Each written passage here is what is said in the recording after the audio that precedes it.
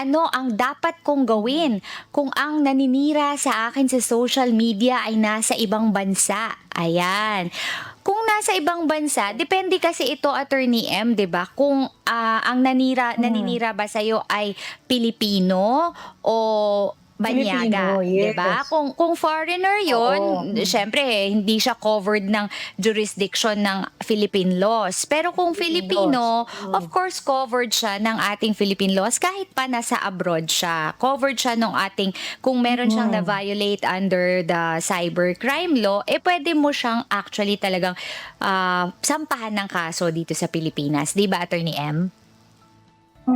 Alam mo Attorney Jay, ni-research ko talaga 'to. 'Yan ang maganda rin sa Mm. huntahan, pati tayo napapa-research, eh. Oo, Oo, kasi naaalala parang nung natin una yung mga iniisip dapat ko nating matandaan. oo, Mm.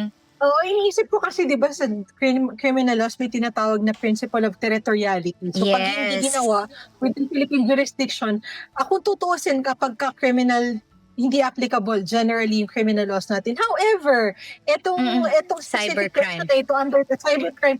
Yes, under the Cybercrime Prevention Act, very specific. Sinabi ng Cybercrime Prevention Act, kapag ka may violation sa cyber libel, kahit ikaw ay nasa ibang bansa, basta ikaw ay Correct. Pilipino, ikaw ay pwedeng Mm. makasuhan ang cyber libel.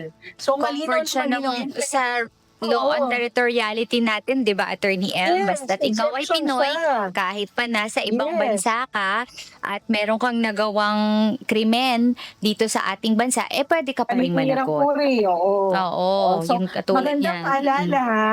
Oo, sa ating Mm. mga kababayan 'no, na mga Muli. OFW sa nating ibang bansa 'no, baka isipin niyo malakas ang loob, Attorney Jay, type-type nga ako dito.